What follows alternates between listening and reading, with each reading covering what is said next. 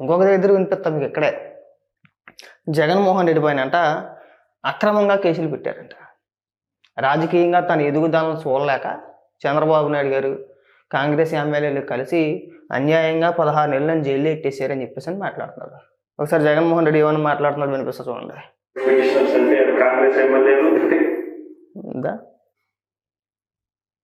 కష్టాలన్నిటివి ఎల్లకాలం ఉండవు. ఎవరికి ఏ కష్టం వచ్చినా కూడా నా కథ గుర్తు తెచ్చుకోండి. 16 నెలలు నన్ను జైల్లో పెట్టాను. నా మీద కేసు వేసింది కూడా మన ఎవరో నువ్వేం సొంతపోసవేం కాదు. నా కథ గుర్తు తెచ్చుకోండి అనడానికి నువ్వేం సొంతపోసవు కాదు, మహా అంత గొప్ప నాయకుడు ఏమి కూడా కాదు. కొన్ని జీవితాన్ని 10 మంది ఆదర్శంగా తీసుకోవాలంటే అంతకుమించి దైద్యం ఇంకొకటి ఉండనే ఉండదు. ఒకవేళ నిజంగా నువ్వు అదే విధంగా అదే చెప్తున్నావేమో నాకు అర్థమైంది. జగన్మోహన్ రెడ్డి క్లియర్గా ఏమని చెప్తున్నాడంటే నా జీవితాన్ని ఆదర్శంగా తీసుకోండి అని చెప్తున్నాడు. పొరపాటు నా పని చేయమాకండి, దానికి మించిన దరిద్రం ఇంకోటి ఉండదు. మీ బతుకులు జైలు పాలు అయిపోతాయి, జీవితం అంతా జైల్లో ఉండాలి. జగన్మోహన్ రెడ్డి దగ్గర డబ్బు ఉంది కాబట్టి 16 నెలలు జైల్లో ఉండి బెయిల్ మీద బయటకు వచ్చాడు. కానీ జగన్మోహన్ రెడ్డిలాగా ఎవడైనా ఆలోచిస్తే మీరు జీవితం అంతా జైల్లో గడిపేయాల్సిందే. మన జీవితం ఏమైనా అంత ఉత్తమమైన జీవితమా? తండ్రి అధికారాన్ని అడ్డం పెట్టుకుని రాష్ట్ర ప్రజల సొమ్ము మరమరాలు తిన్నట్టు తినేసాడండి. మామూలుగా కాదు, 1 కాదు 2 కాదు, ఏకంగా దాదాపు 1,00,000 కోట్ల రూపాయలు తినేసాడు. ఈడీఏ 43,000 కోట్ల రూపాయల ఆస్తులు జప్తు చేసిందంటే జగన్మోహన్ రెడ్డి తినేసింది ఎంత ఉంటుందో ఒక్కసారి ఆలోచించండి. జప్తు చేసిందే 43,000 కోట్ల రూపాయలు. ఎక్కడి నుంచి వచ్చేసింది నీకు? 2004కు ముందు మీ కుటుంబ ఆర్థిక పరిస్థితి ఏంటి? మీ ఆస్తులు విలువ ఎంతనా? 10 లక్షలు 15 లక్షలు ఎంత ఉండేదేమో అప్పట్లో. 2009కి వచ్చేసరికి కోట్ల రూపాయలకు పడగలెత్తేసాడండి. ఏ విధంగానే?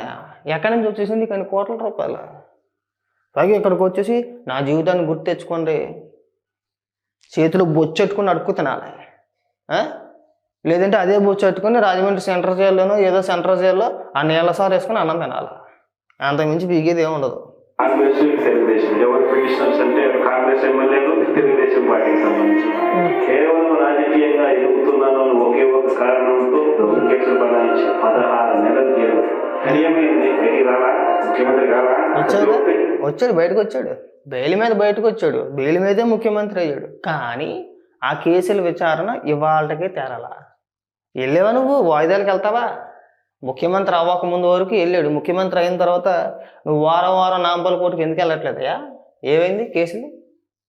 సరే, అక్రమంగా కేసులు పెట్టారు, నువ్వు రాజకీయంగా ఎదుగుతున్నాడు, పెద్ద పనుడు వచ్చి దిగిపోయాడు ఇక్కడ, అందుకని చెప్పేసి అక్రమంగా కేసులు పెట్టేసారని అనుకుంటున్నావు కదా. సరే, అలాగే అనుకుందాం. అక్రమ కేసులు అయితే నువ్వు విచారణకి ఎందుకు వెళ్ళట్లేదు? నీ కేసులు ఇప్పటి వరకు ట్రయల్కే రాలేదు కదా అసలు. నువ్వు వారం కోర్టుకి ఎందుకు వెళ్ళలేదు అసలు? అవునా? ఒకవేళ అక్రమం అని తేలితే ఈ పాటికి కొట్టేద్దరేమో కేసులన్నీ కూడా.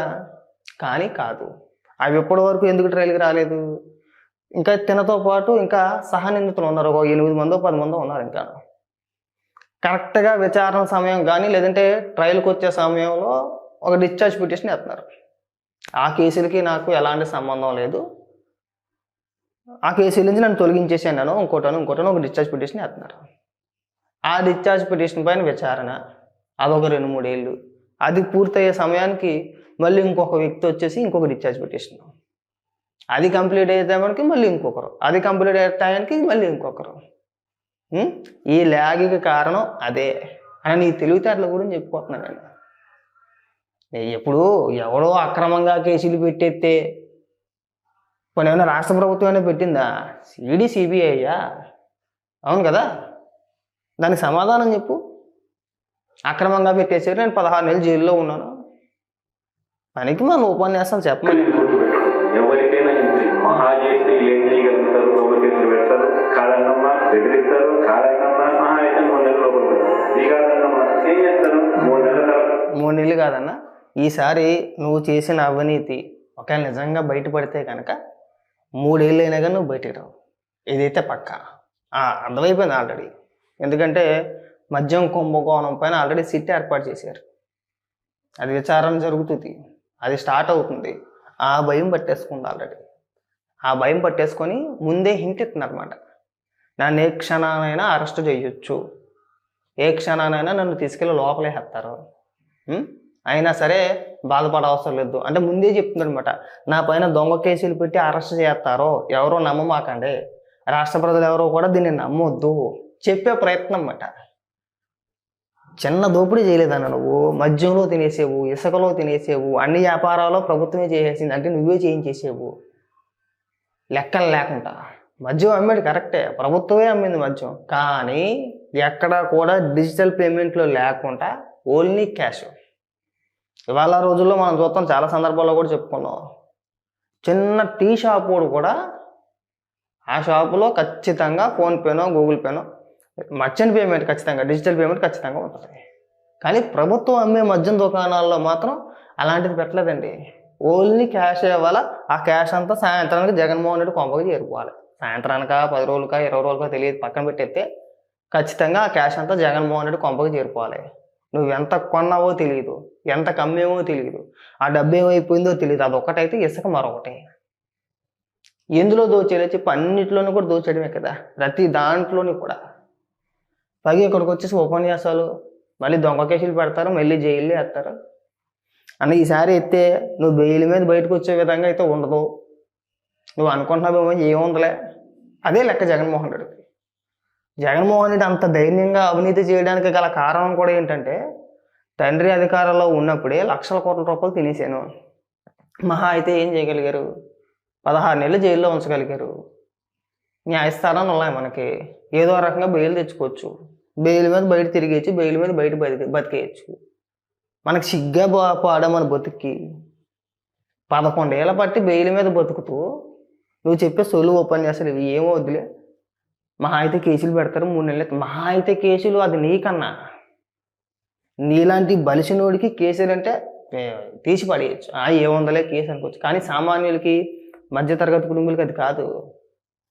జగన్మోహన్ రెడ్డిని చూసి కార్యకర్తలు రెచ్చిపోమాకండి. మహా అయితే 3 నెలలే అంటున్నాడు కదా, 4 నెలలు అంటున్నాడు కదా, బెయిల్ మీద బయటకు వచ్చి ఇచ్చలే అని చెప్పేసి అనుకోమాకండి.